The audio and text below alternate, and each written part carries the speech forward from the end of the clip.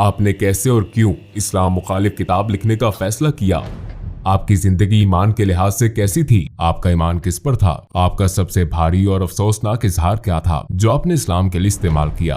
आपके करीबी लोगों का रद्द अमल क्या था जब आप मुसलमान हुए? मैं सोचता था इस्लाम झूठ है, इस्लाम एक खतरा है।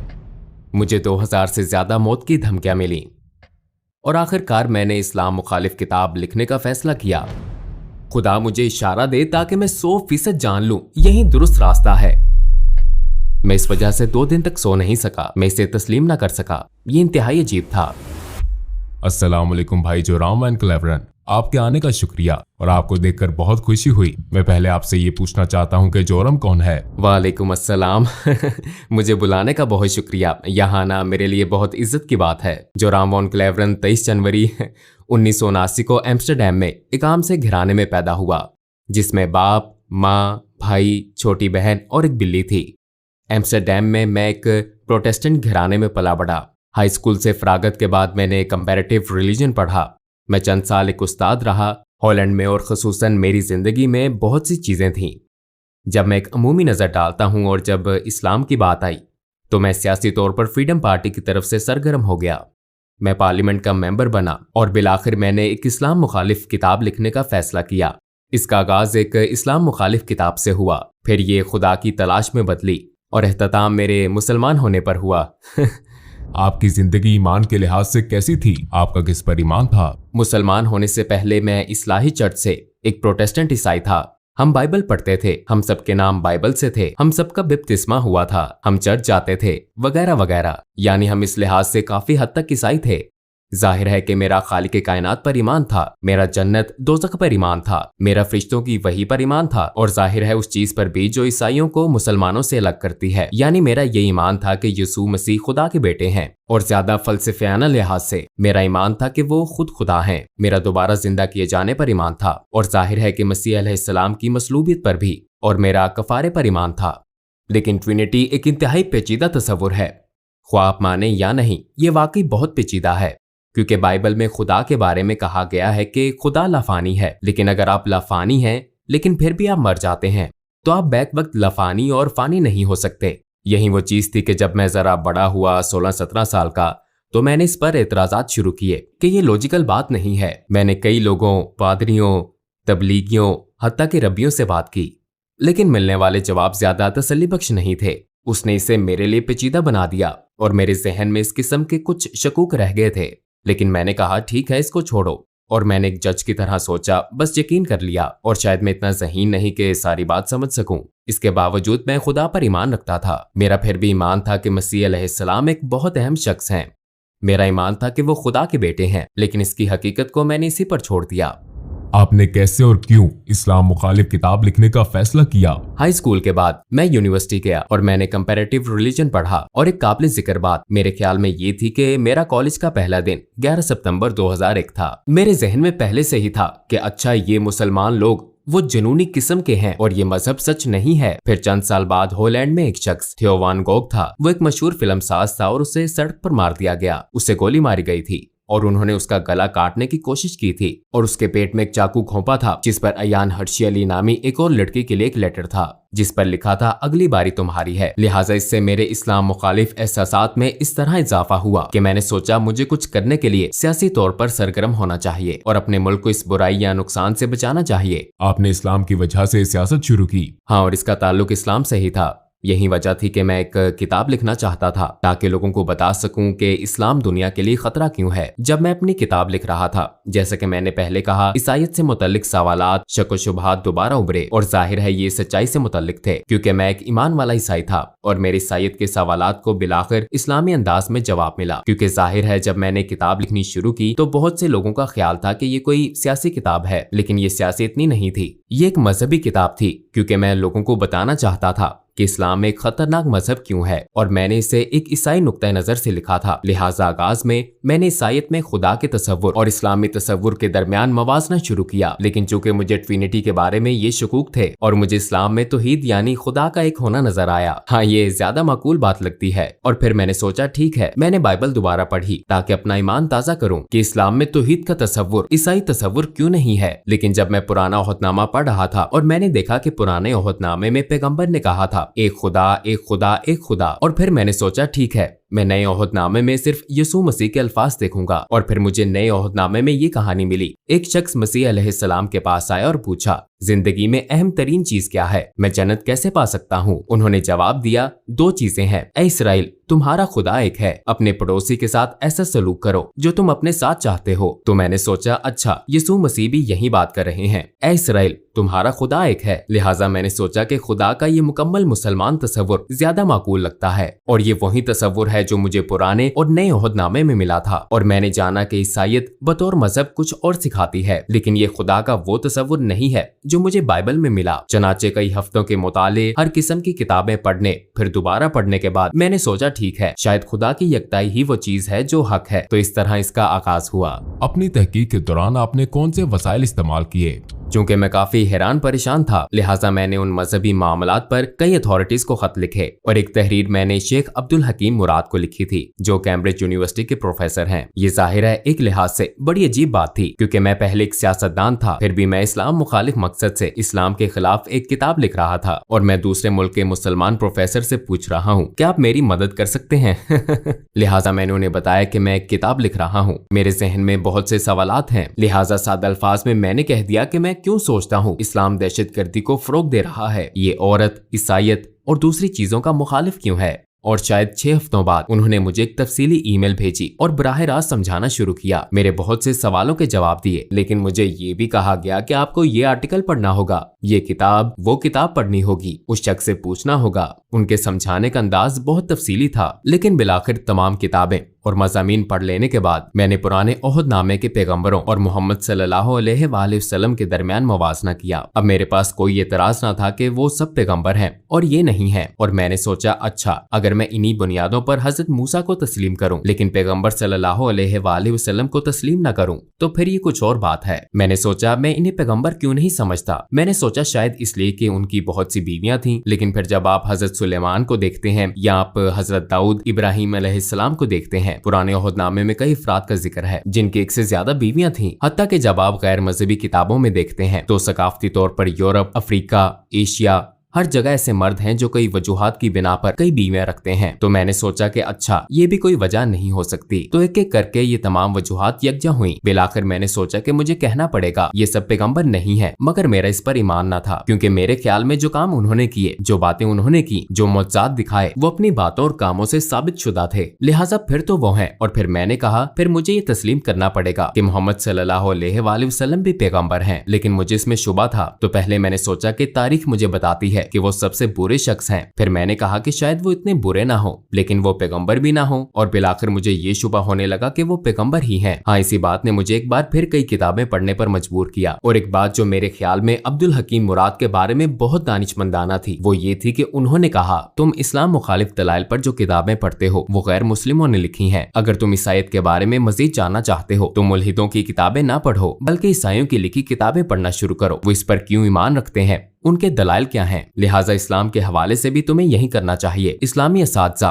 इस्लामी उलमा वगैरह की लिखी हुई किताबें पढ़ना शुरू करो, और फिर एक ही मौजू पर मुसलमान और गैर मुस्लिम मुसन्नफीन की किताबों का मुवाजना करके तुम देख सकते हो कि कहाँ उन्होंने गलत मोड़ लिया, कहाँ अल्फाज का गलत अंदाज में तर्जुमा किया। बास मर्तबा गैर दानिस्ता तौर पर वो नहीं जानते कि कहाँ चीजें शामिल हुई, कहाँ खारिज हुई। लिहाजा बिलाखिर आपको एक नया मजहब तश्कील पाता हुआ नजर आता है, सिर्फ इन्हीं तमाम बातों की वजह से। और मैंने यही किया। मैंने पैगंबर सल्लल्लाहु अलैहि वसल्लम की जिंदगी पर भी यही किया। मैंने मार्टिन लिंक्स की किताब पढ़ी, the life of the profit, जो मोहम्मद सल्लल्लाहु अलैहि वसल्लम के इब्तदाई माखज़ पर मबनी थी। और जाहिर है ये एक नो मुस्लिम ने लिखी थी, और उसके दलाइल देने का अंदाज, उसके बताने का, लिखने का अंदाज मुझे बहुत पसंद आया, क्योंकि ये सकाफती मुमासलत थी। मसलन मैं किसी मखसूस मौजू वगैरह पर कैसे जाऊं, और पहली मर्तबा मैंने उन्हें देखा एक जंगजू के रूप में नहीं, क्योंकि मेरे जहन में उनकी यही तस्वीर थी, बल्कि मैंने उन्हें एक बाप के रूप में देखा, और उन्हें एक दोस्त, एक उस्ताद और दीगर कई रूप में देखा। और हाँ, तब मैंने उस शख्स को अपने किरदार में देखा और मैंने कहा मैं बहुत कुछ कह सकता हूँ, लेकिन ये नहीं कह सकते वो अच्छे इंसान नहीं है। चनाचे उनके किरदार ने मुझे मजीद पढ़ने और मजीद जानने पर उकसाया। अपनी तहकीक के दौरान आपको किस चीज ने सबसे ज्यादा हैरान किया? हिंदा से मुतल्लिक कहानी ने कुछ ऐसा था जैसे कोई स्विच हो, जैसे मुझे बदलना होगा। और इसकी वजह ये थी कि मैंने सोचा हिंदा वो एक दुश्मन अबू सुफियान की बीवी थी और एक तरह से उसने नबी के महबूब चचा हमजा रजी अल्लाह अन्हु को कत्ल करने के लिए रकम दी थी। और मैदान जंग में ऐसा हुआ वो शहीद हो गए, हत्ता कि उन्होंने उनकी लाश के कान नाक काट कर हर जगह घुमाए और लाश की बेहुरमती की। बिलाशुबा पैगम्बर सल्लल्लाहु अलैहि वसल्लम इस वाक़े से बहुत गमगीन थे और फिर कई साल बाद वो ताकतवर हो गए। वो मक्का में बरसरे इक़्तिदार आ गए और फिर वहाँ हिंदा मौजूद थी और मैं ये किताब में पढ़ रहा था और मैंने सोचा कि अच्छा अब इसे मसलूब किया जाएगा, इसके हाथ काटे जाएंगे या कोई और सजा दी जाएगी। लेकिन उन्होंने कहा अभी मैं इसकी शक्ल नहीं देख सकता, लेकिन सबको माफ कर दिया गया है और अगर तुम यही मुसलमानों के साथ रहना चाहती हो तो ऐसा मुमकिन है और अगर नहीं तो जा सकती हो, लेकिन अब खून रेजी खत्म हो चुकी है। और मैंने सोचा कि उसे माफ कर दिया गया। अगर आप अपने रिश्तेदार के कातिल को माफ कर सकते हैं, खसूसन अपने महबूब चचा के कातिल को जिसने लोगों के सामने उनके जिस्मानी अज़ा की नुमाइश की हो आपकी और आपके नजरिए की तहकीर के लिए, तो इसका मतलब है कि आपका किरदार बहुत अजीम है। ये बहुत बड़ी खूबी है, ऐसी खूबी जो बहुत नायाब है और उन्होंने यही किया। तो मैंने सोचा हाँ वाकई वो बहुत खास इंसान थे। और ये जानने के बाद मैंने सोचा मेरे पास उनके पैगंबर होने के दलाइल हैं। उनका किरदार और दीगर लोगों के साथ उनका सलूक मेरे सामने है। मैंने देखा कि उन्होंने अपने दुश्मनों के साथ कैसा सलूक किया। मेरे ख्याल में वो पैगंबर हैं। लेकिन फिर मैंने सोचा ओ ये तो बहुत खौफनाक बात है, क्योंकि मैं पहले से ही खुदा की वहदानियत को मानता हूँ और अब मैं मान रहा हूँ कि वो नबी हैं। अगर मैं आपको कहूँ कि खुदा एक ही है और मोहम्मद सल्लल्लाहु अलैहि वसल्लम उसके नबी हैं, ये तो तकरीबन शहादत हो गई। फिर मैंने सोचा चलो किताबें बंद करता हूँ, इसे रोकता हूँ, ये सब गलत सिमत में जा रहा है। और यकीनन मैंने जो पढ़ा या देखा और जो कुछ तजर्बा किया उसके बायस मैं अब पहले जैसा इस्लाम मुखालिफ नहीं रहा था। मैं आपको बताऊं कि ये सब एक तसव्वुराती कहानी की तरह लगता है, लेकिन आखिर में वाकई ऐसा हुआ। मेज पर ये सारी किताबें पढ़ी थी और जब मुझे एहसास हुआ कि हाँ ये एक तरह से शहादत है, तो मैंने कहा अच्छा मैं सारी किताबें रख देता हूँ। और मैंने किताबें ऊंची शेल्फ पर रख दी, लेकिन किताबें इतनी ज्यादा थी कि बहुत सी शेल्फ से नीचे गिर गईं और शेल्फ से गिरने वाली किताबों में कुरान भी था। और जब मैंने इसे उठाया तो मेरा हाथ सूरा 22 आयत 46 पर था, जहाँ लिखा था आंखें अंधी नहीं होती बल्कि दिल अंधे हो जाते हैं। और मैंने सोचा मेरा वाकई यही मसला है, क्योंकि आंखें अंधी नहीं थी। मैं अपने हाथ से लिखा वाकई देख सकता था। किसी ने मुझे ये किताब लिखने पर मजबूर नहीं किया था। किसी ने नहीं कहा था कि तुम्हें ये लिखना है या वो लिखना है। मैंने खुद ही लिखना शुरू किया था और मैं इसे अपनी आंखों से देख सकता था। लेकिन मैं अब भी ये हकीकत तस्लीम ना कर सका जो मैंने कहा था कि वो पैगंबर हैं, खुदा एक है। मैं तस्लीम नहीं कर सका। तो मेरी आंखें नहीं बल्कि मेरा दिल अंधा था। मैं ये हकीकत तस्लीम ना कर सका, शायद अपने नफ्स या अना की वजह से इसे कबूल ना कर सका। और मैंने कहा ऐ खुदा, मुझे परवाह नहीं कि ये बाइबल का खुदा है या कुरान का, मुझे इशारा दे ताकि 100% दुरुस्त रास्ता जान लूं। फिर मैं सोने चला गया, लेकिन जब जागा तो मैंने खुद को बहुत महफूज महसूस किया। मैं वाकई बहुत महफूज महसूस कर रहा था। मैंने कभी किसी हवाले से इतना महफूज महसूस नहीं किया। मेरा सारा इस्तराब और शक व शुबहात खत्म हो गए थे, सूरज के सामने बर्फ की तरह। और मैंने खुद से कहा शायद मैं मुसलमान हो गया हूँ। फिर जाहिर है मुझे दूसरे लोगों को भी बताना था। आपके इर्द गिर्द के लोगों का क्या रद्द अमल था जब आप मुसलमान हुए? अस्सलामुअलैकुम भाई और बहनों, हमने देखा है कि हमारे 80% नाजरीन बाशुमूल इस वीडियो के ने हमारे चैनल को सब्सक्राइब नहीं किया है। जैसा कि आप जानते हैं हम एक गैर मुनाफा बख्श तंजीम है और हमने अपनी वीडियोस पर एड्स बंद रखी हैं। लिहाजा हम सिर्फ इसलिए कह रहे हैं ताकि सच्चाई को फैलाया जाए। ये एक छोटा सा अमल लग सकता है, लेकिन इंशाअल्लाह ये बहुत से लोगों के लिए रहनुमाई का जरिया होगा। आइए अब सब्सक्राइब बटन पर क्लिक करें और एक साथ चलें अब्दियत की तरफ। आपके इर्द गिर्द के लोगों का क्या रद्द अमल था जब आप मुसलमान हुए? अक्सर का रद्दअमल मनफी था। यकीनन बहुत से लोगों के लिए, खसूसन कुछ अंकल और आंटियों के लिए एक सदमा था। उन्हें खबरों से इसका पता चला और जब अपनी माँ को बताया तो वो रोने लगी। और मेरी बीवी काफी खुले जहन की थी। हाँ, वो इस बारे में बहुत मुस्बत थी। उसने कहा अच्छा अगर इस्लाम ही आपका हकीकी ईमान है और ये आपके दिल में है, मैं कौन हूँ? और मेरी पिछली मुलाजमत के कुछ साथी काफी जारहाना थे। मुझे 2000 से ज्यादा मौत की धमकियां मिली मुझे सपोर्ट करने वालों की तरफ से जिन्होंने मुझे वोट दिया था। लोगों ने इंतहाई नफरत अंगेज बातें की। हम तुम्हारी बीवी का रेप कर देंगे, तुम्हें गोलियां मार देंगे, हमें तुम्हारे बच्चों का स्कूल मालूम है, वगैरह वगैरह। इनमें से ज्यादातर यकीनन अहमक हैं, क्योंकि वो कंप्यूटर पर फजूल लिखने वाले पागल लोग हैं। तो वो काफी मुश्किल वक्त था और मुझे अपने काम पर भी जाना था। और ये एक ईसाई तंजीम थी। उसके लीडर ने कहा ये नाकाबिले यकीन है और उसने कहा हाँ मैंने तब्दीली तब्दीली महसूस की थी जब तुम रेडियो पर मखसूस मौजुआत पर बोलते थे तो कुछ ज्यादा ही नरम मिजाज होते थे, पहले की तरह सख्त नहीं। तुम मुसलमान हो रहे थे। और जब मैंने कहा हाँ मैं मुसलमान हो गया था तो उसने कहा कि मैं इस वजह से 2 दिन तक सो नहीं सका, मैं इसे तस्लीम न कर सका। ये इंतहाई अजीब था, लेकिन मेरे लिए सबसे मुश्किल काम अपने दादा को बताना था क्योंकि मेरे दादा मरने वाले थे। उनकी उम्र तकरीबन 93-94 साल थी और वो घर में बिस्तरे मर्ग पर थे। मुझे उन्हें बताना था और मेरी माँ ने मुझे कहा था तुम्हें बताना होगा कि तुम्हारे दादा उनके वालिद थे। तो मैंने कहा अच्छा तो फिर आपको मेरे साथ आना पड़ेगा। वो एक ढाल की तरह थे और मैंने सिर्फ इतना कहा कि दादा मैं मुसलमान हो गया हूँ और फिर उन्होंने अपनी आंखें बंद कर ली और मैंने सोचा कि उनकी सांसें बंद हो गई हैं क्योंकि वो बहुत बूढ़े थे और कुछ देर के लिए वाकई उनकी सांसें रुक गईं और फिर वो दोबारा सांस लेने लगे और उन्होंने मेरी तरफ देखा और कहा चलो कम से कम तुम कैथोलिक तो नहीं बने। तो ये बहुत मजाहिया बात थी। और आखिरी बात रेडियो में मेरे पुराने बॉस ने कहा अच्छा हमें क्या मालूम कि कल को तुम हिंदू या कुछ और बन जाओ। तो मैंने उससे कहा कि मैंने कभी मजहब मुंतखब नहीं किया, ऐसा एक ही बार हुआ जब मैं मुसलमान हुआ था। इससे पहले मैंने अपना मजहब मुंतखब नहीं किया था। मैं एक ईसाई घराने में पैदा हुआ, मेरी परवरिश एक ईसाई तरीके से हुई और मैं बहुत मशकूर हूँ उन तमाम अच्छी चीजों के लिए जो इससे मुझे मिली। लेकिन ये मेरा फैसला नहीं था और सिर्फ एक बार जब मैंने फैसला किया तो वो मेरा मुसलमान होने का फैसला था। और ये सबसे ज्यादा, जैसा मैंने कहा, मुझे लगता है ये मेरा सबसे अहम फैसला था और मेरा सबसे अक्लमंदाना फैसला था। मैंने कभी एक फैसला करने में साल नहीं लगाए सिवाय मुसलमान होने के। जब आपने अपनी पहली नमाज पढ़ी तो कैसा लगा? यकीनन ये एक खूबसूरत लम्हा था लेकिन बहुत अजीब भी था क्योंकि ईसाईयत में आपको इस तरह इबादत करने की आदत नहीं होती। आप हाथ जोड़कर इबादत करते हैं और शायद घुटनों के बल अपने हाथ वगैरह के सामने बैठकर। लेकिन मुझे ये बहुत खूबसूरत लगता है कि आप वाकई सजदा करते हैं, आप वाकई अपने रब के आगे निहायत आजिजी से झुकते हैं। तो मेरे ख्याल में ये बहुत आजिजाना और खूबसूरत अदा है और हाँ इससे मुझे बहुत खुशी महसूस हुई।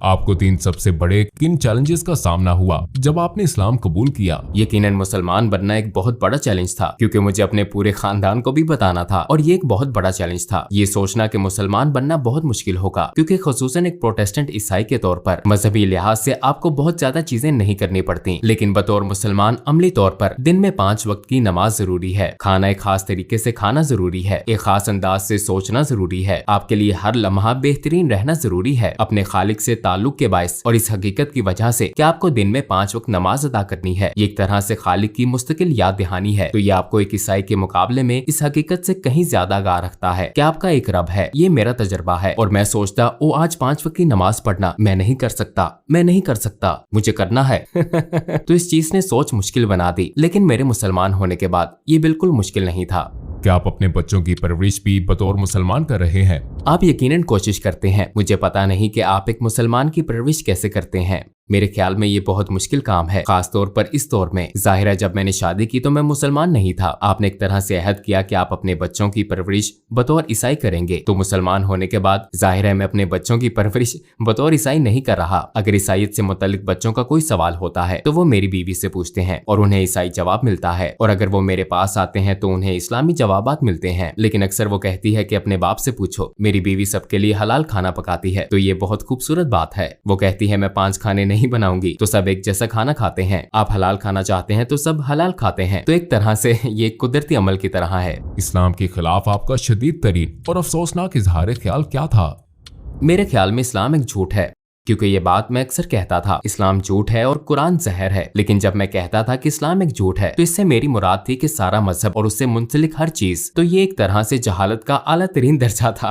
हाँ मुझे इस चीज का अफसोस है क्योंकि ये एक छतरी की तरह था और बाकी सब कुछ इस्लाम एक झूठ है कि तसव्वुर के तहत आता था, क्योंकि यही बुनियादी सोच थी। और यकीनन मैं खुद को इल्जाम देता हूँ और जानता हूँ कि ऐसा करने वाले बहुत से लोग अमली मुसलमान नहीं है। और एक तरह से मैं इस चीज को समझता हूँ क्योंकि हर चीज जो सियासी, समाजी और सकाफती लिहाज से कही और की जाती है उसे भी शुमार किया जाता है। मैं कभी कभी अपनी पुरानी पार्टी के लोगों के दलाइल भी सुनता हूँ जिन्हें मैंने नाराज किया। हाँ ये चीज मुझे परेशान करती है और यही वजह है कि हमने IXC इस्लामिक एक्सपीरियंस सेंटर नामे एक तंजीम कायम की और हम स्कूलों, प्राइमरी और हाई स्कूलों, कॉलेजों, यूनिवर्सिटियों, यहाँ तक कि हुकूमत के 2 महकमों, दीगर समाजी तंजीमों और गिरजा घरों में जाते हैं इस्लाम के बारे में गलत फहमियां दूर करने, पैगाम फैलाने और इस्लाम को उसके हकीकी रंग में दिखाने के लिए। और हम ये ऐनक के साथ वर्चुअल रियलिटी के जरिए करते हैं। तो ये एक बहुत पुरलुत्फ तजर्बा भी होता है और इस तरह हम इन चीजों को मिटाने की कोशिश करते हैं जो मैंने माजी में कही और की हैं।